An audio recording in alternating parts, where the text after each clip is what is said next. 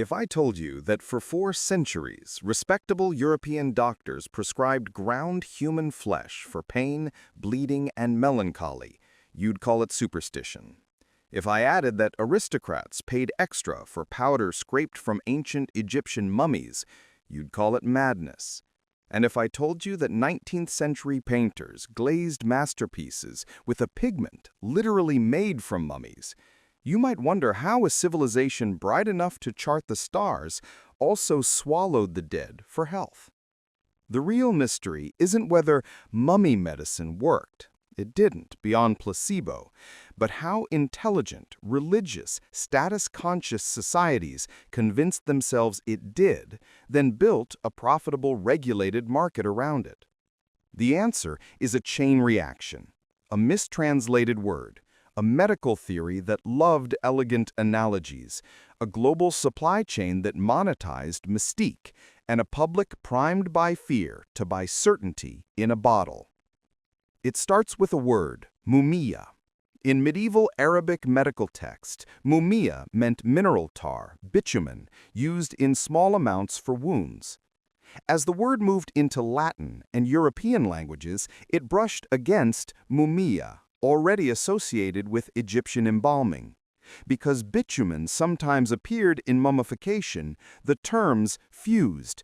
A medicinal tar became the essence of preserved bodies.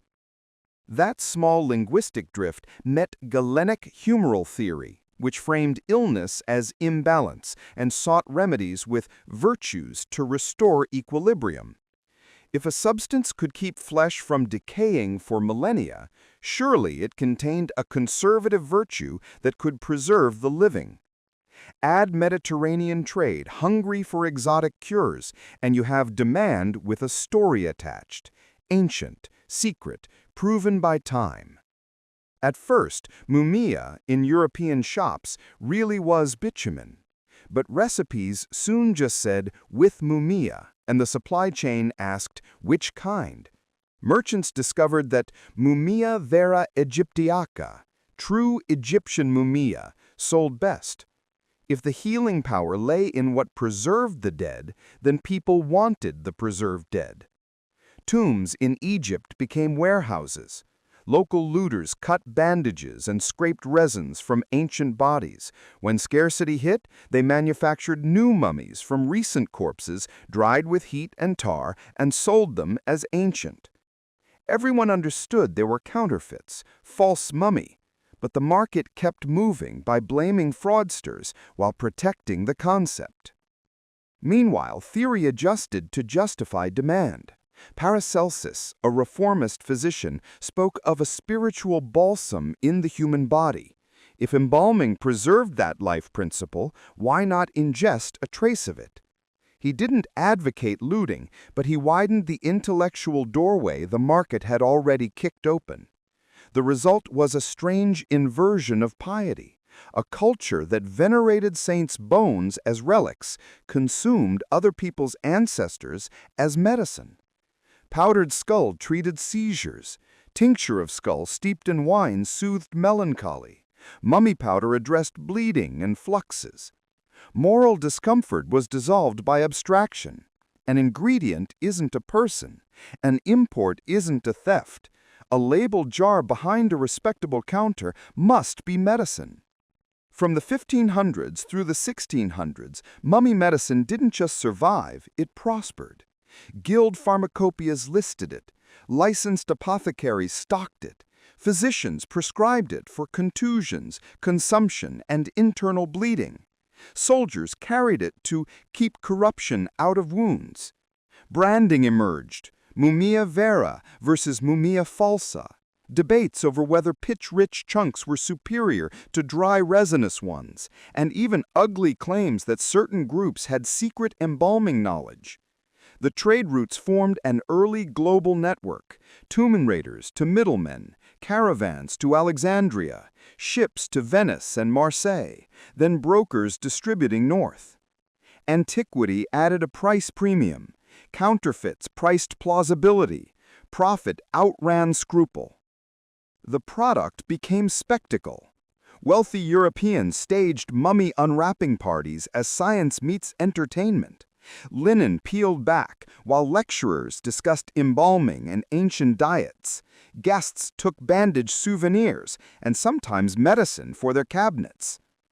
Later, art studios adopted mummy brown, a paint made by grinding mummy material with oils, prized for its warm, transparent glazes. One 20th century supplier reportedly held a mock funeral for the last tube, a joke with a body in it. The high tide, however, carried its own undertow. Reports of fraud multiplied, fresh corpses pitched to smell ancient, animal flesh disguised as human, putrefaction masked by spices. Some physicians admitted poor results, others blamed quality control. Then came erosion from three directions. First, critics with credibility. Ambroise Paré, a master surgeon, called mummy medicine barbaric and useless, pushing instead for cleanliness, compression, and ligature, measures that worked. Guy de la Fontaine, traveling in the Levant, documented mass counterfeiting. Second, the scientific revolution shifted medicine from authority and analogy to observation and experiment. Anatomy theaters demystified flesh, pathology reframed disease. Third, religious and ethical pressure grew. In a Christian Europe that revered certain human remains, consuming the dead as routine remedy became harder to defend publicly. The collapse was gradual. Pharmacopoeias added caveats, doses shrank, city regulations tightened. By the late 18th and 19th centuries, serious medicine had largely abandoned mummy powder, though it survived in folk practice, quack ads, and the art pigment trade. The losses, however, were real. Patients were cheated of effective care. The dead were violated, tombs robbed, identities erased. Archaeological knowledge was destroyed as contexts vanished with unwrapped bodies. Spectacle in parlors meant starvation of data for future scholars.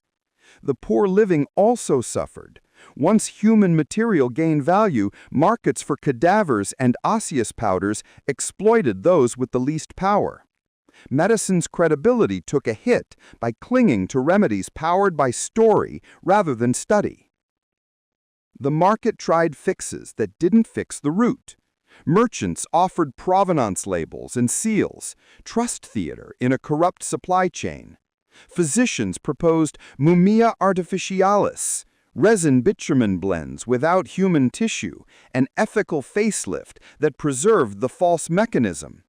Others narrowed indications, only for contusions, only tiny doses, an attempt to save face by shrinking the claim. Pamphlets denounced counterfeits, yet protected the concept, blaming implementation instead of the premise.